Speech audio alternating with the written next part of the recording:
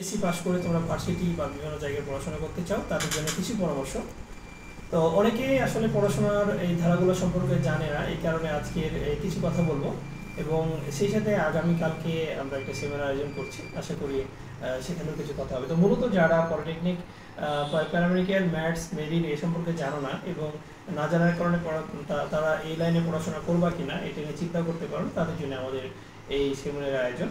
তো মূলত আমরা সাধারণত দেখে থাকি যে স্টুডেন্টরা এসএসসি পরীক্ষার পরে, রেজাল্টের পরে তারা চিন্তা করে যে আসলে কি করবে। অনেকের কথায় অনেকে যেদিকে যায় সেদিকে কিন্তু চলে যায়। তো এটা আসলে ক্যারিয়ার না। তোমার জন্য কোনটা ভালো, তোমার জন্য কোনটা ভালো লাগা আছে, তোমার বাসার জন্য কোনটা ভালো, পরিবারের সব মিলিয়ে একটা ভালো একটা জায়গায় তোমাকে যেতে হবে। যেমন পলিটেকনিক, যারা ইঞ্জিনিয়ারিং পড়তে চাও কিন্তু লং টাইম পড়াশোনা করতে চাও না, তাদের জন্য পলিটেকনিকের সুযোগ আছে। পলিটেকনিকে মাত্র 3 বছর পড়াশোনা করে তুমি ছোটখাটো একটা জব বা কোনো কিছু করতে পারবে, 3 বছরে তোমার পড়াশোনা শেষ হয়ে যাবে। যারা টেকনিক্যাল কাজ করতে পছন্দ করো, যাদেরকে টেকনিক্যাল বিষয়গুলো ভালো লাগে এবং ইঞ্জিনিয়ারিং এর বিষয়গুলো তোমাদেরকে যারা ভালো লাগে, তাদেরকে মূলত এই সাবজেক্টে পড়াশোনা করা উচিত। পলিটেকনিকে কিন্তু অনেকগুলো সাবজেক্ট আছে, সিভিল আছে, কম্পিউটার সায়েন্স আছে, ফুড আছে, অনেকগুলো সাবজেক্ট আছে, পাওয়ার আছে। তো সেই সব নিয়ে হয়তো সামনে আরেকদিন আলোচনা হবে। এরপরে প্যারামেডিক্যাল, যারা মেডিকেল পছন্দ করো, ডাক্তার হওয়ার ইচ্ছা আছে, বাট ওরকম হয়তো তোমার রেজাল্টটা হবে না, বা দেখা যাচ্ছে তোমার পড়াশোনা করা ওইভাবে, তোমার পারিবারিক সাপোর্টটা ওইভাবে পাওয়া যাবে না, তাদের জন্য আমি বলবো তোমরা প্যারামেডিক্যালে পড়তে পারো। এখানে পড়লে তোমরা মেডিকেল টেকনোলজিস্ট হতে পারবে, যারা মেডিকেলের বিভিন্ন টেস্ট, বিভিন্ন মেশিনারি পরিচালনা, এরপর মেডিকেল বিভিন্ন মেইনটেন্সের কাজ যারা করে থাকে, এরা সাধারণত প্যারামেডিক্যাল থেকে হয়। তো তোমরা যারা এই ধরনের পড়াশোনা করতে চাও, যাদেরকে মেডিকেল নিয়ে কাজ করতে ভালো লাগে বা রোগীদের সাথে সময় দিতে চাও, রোগীদের মানব সেবা করতে চাও, তাদের জন্য কিন্তু প্যারামেডিক্যাল একটা ভালো অপশন হতে পারে। এবার বাংলাদেশের বিভিন্ন জেলায় প্যারামেডিক্যাল আছে, এই জন্য তোমাকে পরীক্ষা দিতে হবে, পরীক্ষা দিয়ে প্যারামেডিক্যাল দিতে হবে। পলিটেকনিকও অবশ্যই পরীক্ষা হবে। এরপর ম্যাথস, যারা ম্যাথসের পুরো মানে হচ্ছে মেডিকেল অ্যাসিস্ট্যান্ট ট্রেনিং স্কুল।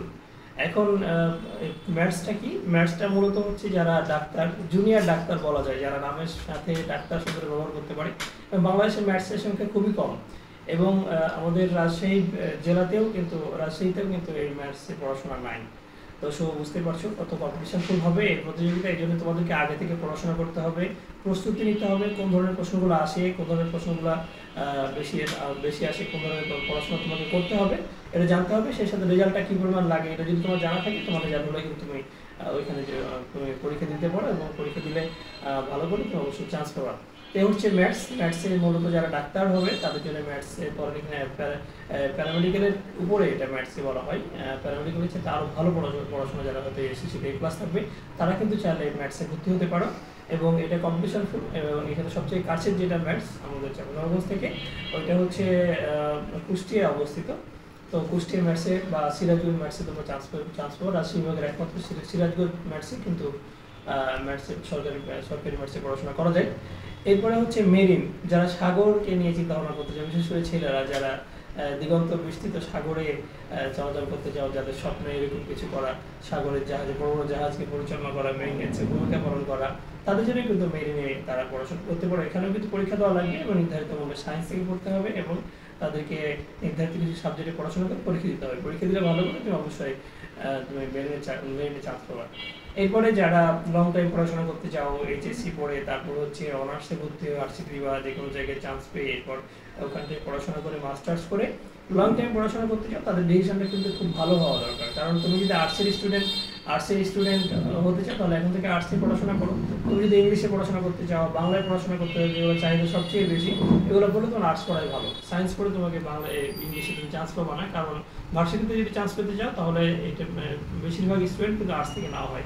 এটা অনেকে জানে না, এই না জানার কারণে অনেকে ভুলটা করে। আর অনেকের বাসায় দেখা যায় সায়েন্স পড়ার জন্য একটা চাপ দেওয়া হয়, সায়েন্স না পড়লে কিসের পড়াশোনা এরকম মনে করে। আসলে বিষয়টা ঠিক না।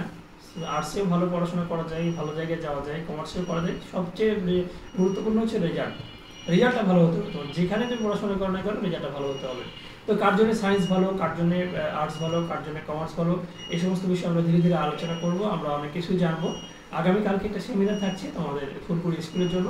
ফুলপুর স্কুলে আমরা একসাথে হব এবং এখানে এসএসসির স্টুডেন্টদের নিয়ে আমরা সবাইকে জানার চেষ্টা করব যে কার জন্য পলিটেকনিক পড়াশোনা করা ভালো, কার জন্য প্যারামেডিক্যাল ভালো, কার জন্য ম্যাথস ভালো, কার জন্য মেরিন ভালো, কার জন্য কৃষি ডিপ্লোমা ভালো, এরকম যত বড় ধরনের পড়াশোনা আছে সবগুলোই আমরা জানবো। এবং এই জানার পরে আমরা কার জন্য কোনটা প্রযোজ্য এটা আমরা বাছাই করার চেষ্টা করবো এবং সবার মতামত নেব। এবং আশা করি তোমাদের খুবই কাজে লাগবে। এটা প্রত্যেকের জন্য গুরুত্বপূর্ণ, যেহেতু তোমার বাসায় বসে আছো, সেরকমভাবে তোমাদের বাসায় ব্যস্ততার কারণে ওইভাবে পড়াশোনা হয়ে উঠছে না। এইবার ফাঁকা সময়টাকে কাজে লাগিয়ে আমরা কালকে আমরা অনেক কিছু বিষয় জানবো যে জানাটা তোমাদের জানা ছিল না আগে। তোমরা চাইলে নিজেরা আসতে পারো, অভিভাবকদের সাথে করে নিয়ে আসতে পারো। আশা করি আগামীকালকে আবার দেখা হচ্ছে।